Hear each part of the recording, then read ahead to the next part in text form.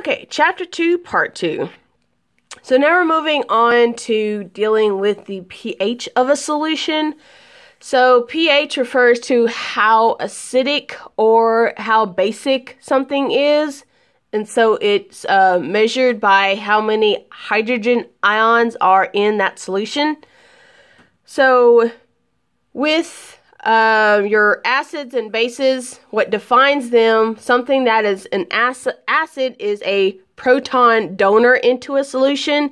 So it's going to release hydrogen ions into that solution. A base is a proton acceptor.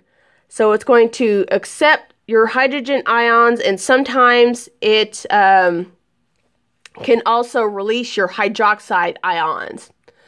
So in order to measure the pH of something, it's again by looking at the level of hydrogen ions in the solution, so the free hydrogen ions that are there. So on your pH scale, a pH of 7 is a neutral pH, so that's roughly your water type of solution, so nothing affecting its pH.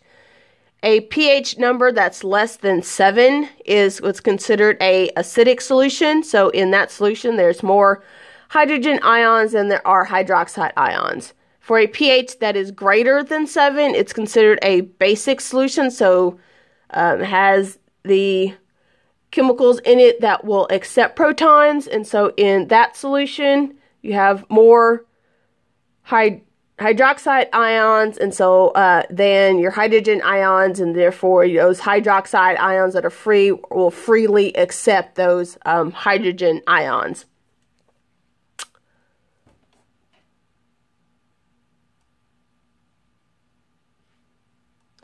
So again, pH is a measure of how many hydrogen ions in a solution. It's based on a log-based scale. You don't have to know this, but by changing the level of hydrogen ions in that solution changes is going to change its pH. So one number change in a pH, so a 6 to a 5, or in this case a 4 to something that's a pH of 5. So something that's a pH of 4 is actually 10 times more acidic than something that has a pH of 5. So inside our body, and we'll go through this in more detail in AP2, are buffer systems. So buffers are chemical solutions, and sometimes you'll do this even in a lab situation where you'll have one part of your mixture that you're putting together is a buffer solution to prevent wild changes in your pH.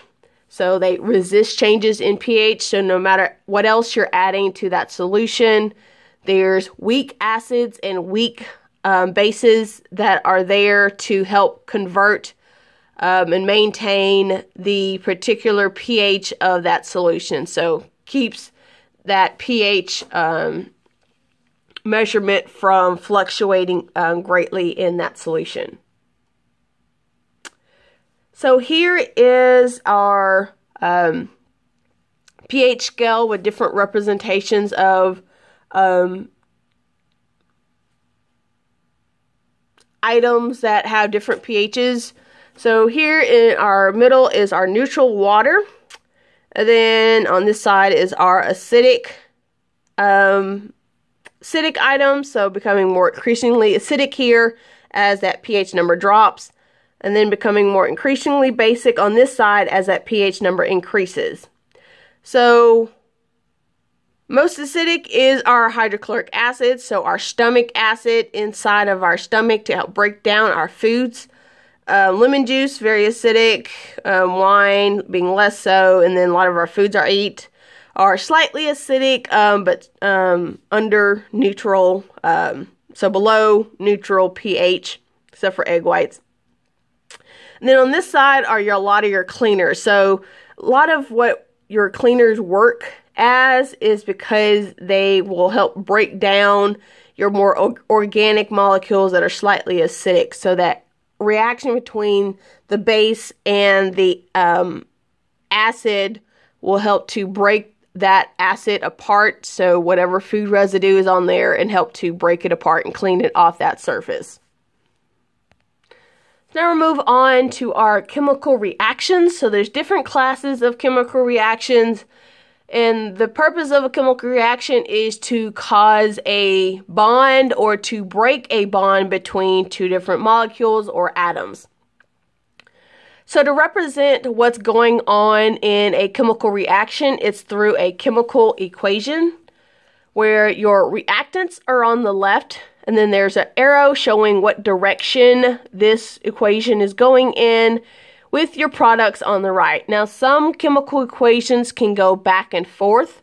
So let's say this is a reversible reaction where you start off with the products, and then for some condition, you might end up where it starts shifting back towards the left, towards the reactants being formed. So breaking apart that product or joining that product and moving back towards the left. So that comes into play more so during AP2. We have a particular equation that will actually go over and over and over again because our body just uses it in multiple ways for different functions. Okay, so there's three classes of chemical reactions. We have decomposition reactions to break apart something, synthesis reactions to put something together, and exchange reactions where kind of like you're switching partners.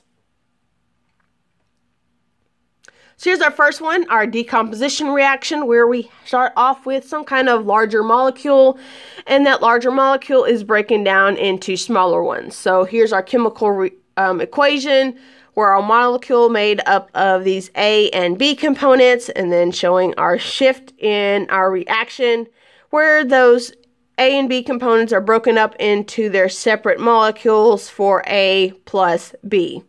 So this would be like A, and then that'd be B, so A plus B. Next type is a synthesis reaction, where our initial parts are put together into one product.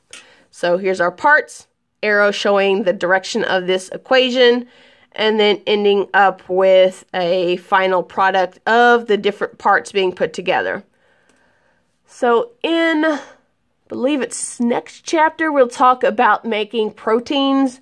So the building blocks to make a protein are called amino acids. So putting these little individual parts, is a synthesis reaction to bind the amino acids together in their particular order to form what's called a protein molecule. So they'll be in this little chain of amino acid building blocks to make a protein.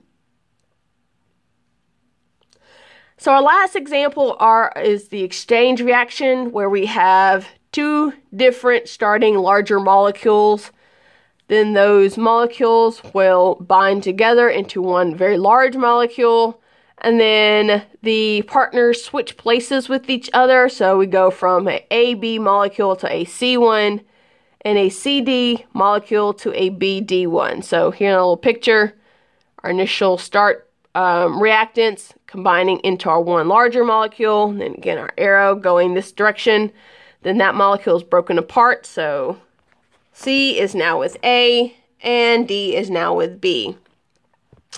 So one such reaction that occurs in our body is our stomach acid, which is hydrochloric acid, which is a very strong acid, mixes with sodium bicarbonate, so kind of like baking soda. So as your food is being chopped up and digested, and it goes from your stomach into your small intestines, the pancreas, which is kind of hides behind your stomach, it makes a bunch of different digestive juices, and it puts those digestive juices into the first part of your small intestines. So exiting the stomach, going to the small intestines is where your food that's been broken up and mixed together with this very strong acid. So now you have to neutralize that acid because you're now not in an environment that is protected the way the stomach is. So to neutralize that acid, you use the sodium bicarbonate that's made in the pancreas to form sodium chloride. So here's our sodium bicarbonate, which is broken up. So this sodium will now partner up with the chloride and forming of, I believe it's carbonic acid. So our bicarbonate with the extra hydrogen from our hydrochloric acid to form the carbonic acid.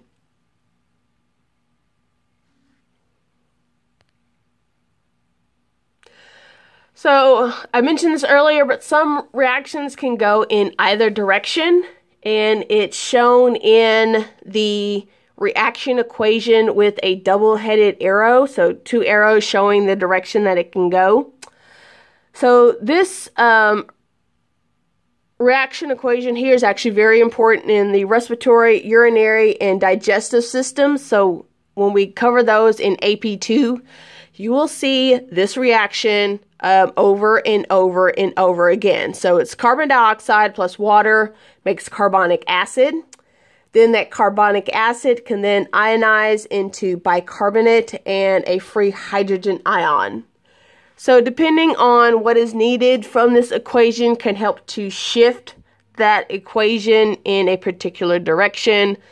Sometimes due to the function of what's going on in that system, it can help shift the equation in whichever particular direction. Another way to shift the equation into a particular direction is based on the law of mass action, where it's determined by how much of either the product or your reactants are there. So if you have more reactants, that'll shift the reaction towards the product side. If you have more of the product, then it can shift it back towards more so the reactant side. So as you're having a chemical reaction, when you reach the point where your products equal your reactants, then that system is in equilibrium, and so you're no longer having this going back and forth of that chemical reaction.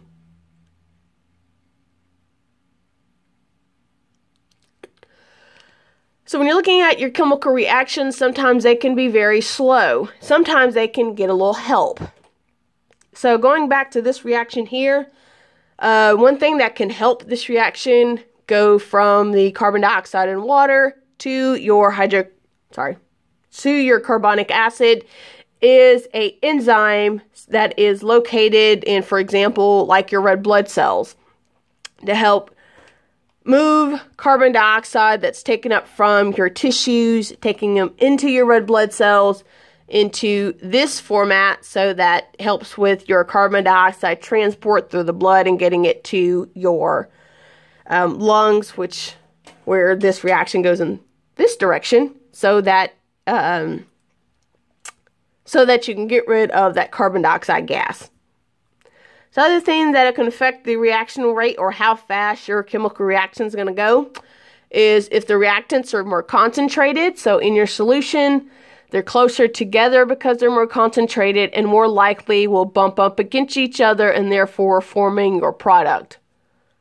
Another way to do this is also increasing the temperature. So by increasing the temperature, more energies in that system, your reactants are going to bump up against each other because they're moving more so, and so more likely to form your product.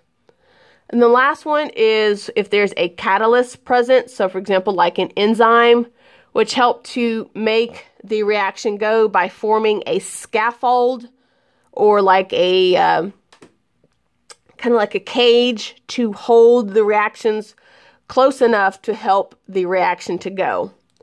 So when you use a catalyst in a reaction, the catalysts aren't used up in the reaction. You actually can reuse them over and over again.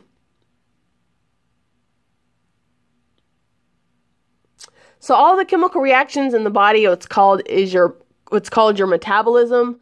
So your metabolism is a combination of catabolic reactions, so your catabolism, as well as your anabolism, which is your energy storing reactions that are synthesis reactions. So the first one, your catabolism, is a decomposition reaction where something is broken apart, so producing smaller molecules. An anabolic reaction is energy storing, so endergonic. So here's energy releasing, or exergonic. So these endergonic are where you're putting energy into a system so that into that bond to cause a new product to be formed. So here, break the bond, release the energy, and produces smaller molecules. Create a bond by putting energy into that system, and so that energy is stored in that bond, and therefore creates a larger molecule.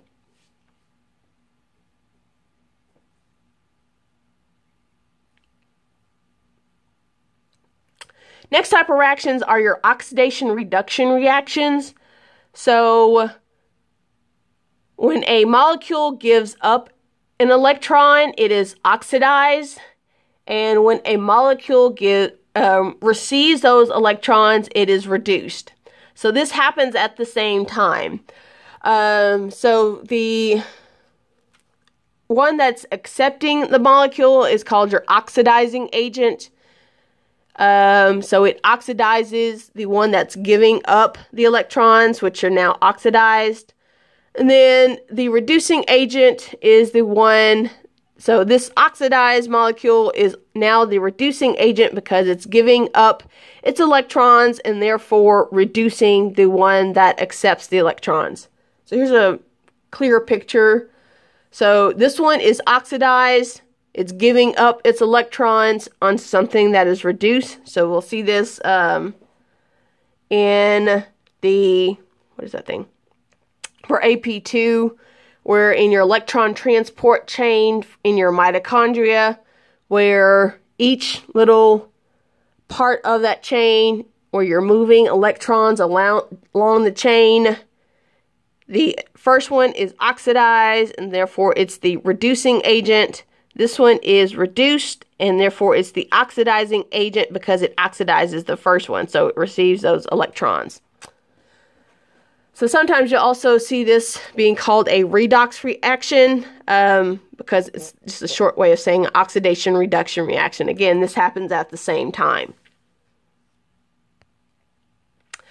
So using our reactions, we can either break apart a larger product or we can put something together.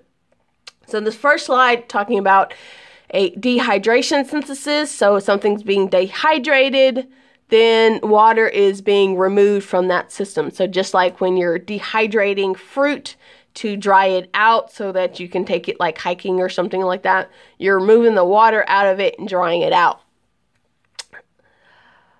So this is how our cells form what's called polymers, so to put different molecules together. So by removing the hydroxyl group from one and the hydrogen from another, water is made as a byproduct. So the opposite of a dehydration synthesis, which is to put stuff together, is hydrolysis. So it's using water to break up a molecule. So the water molecule ionizes into the hydroxyl group and the hydrogen atom, and then it breaks that bond between those two molecules. So breaks the bond between the two smaller molecules and the large molecule. The hydroxyl group will go to one part, the hydrogen group will go to the other. So here's a picture of it. We have our dehydration synthesis, where water is removed and therefore binding those two molecules together. So this monomer, so mono being one, is now put together into a dimer. So dimer being two, so di for two. And then water is left over as a byproduct. So for your hydrolysis reaction, you're splitting a polymer. So here we have a dimer, so made up of two molecules, add water to that system, and therefore breaking apart that bond that had bound those two monomers into the dimer. And we have hydrogen on one side and then the hydroxyl group attaching to the other one to break apart that larger molecule. So some important molecules in your body that are made into polymers and also broken down into your monomers are your carbohydrates. So there's three important monosaccharides. So monosaccharides being one individual molecule of the carbohydrate. So those are glucose, galactose, and fructose. They actually have the same molecular formula, so the same number of carbons, hydrogens, and oxygens. So they're all considered isomers of each other. These are produced by the digestion of your complex carbohydrates. So your carbohydrates that have a bunch of different molecules all attached to each other, so a large polymer. And then when they're broken down into monosaccharides. Most of what we eat is going to get broken down, or at least converted into glucose. And so that's the sugar that is transported throughout your blood so that your cells can receive that glucose molecules and make ATP energy molecules from that. So we'll go into that more detail for AP2. So next set of carbohydrates are your disaccharides. So these are made up of two monosaccharides. So the three important disaccharides, you have sucrose, which is your table sugar. So it's a combination of glucose and fructose. Lactose, which is the sugar found in milk, is made up of glucose and galactose. So if you ever heard someone who's lactose intolerant, it's because they don't have the enzyme to break down this lactose molecule into its glucose and galactose monomers. And the last one is maltose, which is found in different grain products, which is made up of two monomers of glucose. So depending on how many monomers of different carbohydrates you have onto a chain determines its naming. So if there's at least 10 of monosaccharide, you have, it's called a oligosaccharide. If it's a polysaccharide, there's at least 50 in that chain, and usually these are some form of a storage molecule. So for example, glycogen, which is the storage molecule for the human body, found in your liver as well as your muscle, brain, and in the uterus and vagina. It's actually just used, and we'll talk about this later, as a way to ferment that glycogen to create an acidic environment to protect the female reproductive tract. The rest of the time, it's just used as an energy storage molecule that you can break apart that glycogen to release your glucose molecule. So let's say if your blood sugar is getting low because you haven't eaten in a while, you can still use up that those glycogen stores as a source for energy. Other type of storage molecule is starch, which is the energy storage molecule in plants. And starch can be digested by humans. So for example, a lot of it being in, for example, potatoes, we're able to break that starch down into the monomer carbohydrates and be able to use that energy. So the last polysaccharide that's really important for our structure, at least for our use in the human body, is cellulose, which is, again, another complex carbohydrate, but we don't have the enzyme to break down cellulose. So what happens is the cellulose gets broken down into smaller bits and helps to line our digestive system, and that creates what's called our fiber to help keep our digestive system moving smoothly. So here's just a picture of glycogen. So we have our individual monomers of glucose, and when you put those together, it forms this kind of branching molecule of glycogen where those individual molecules of glucose is stored.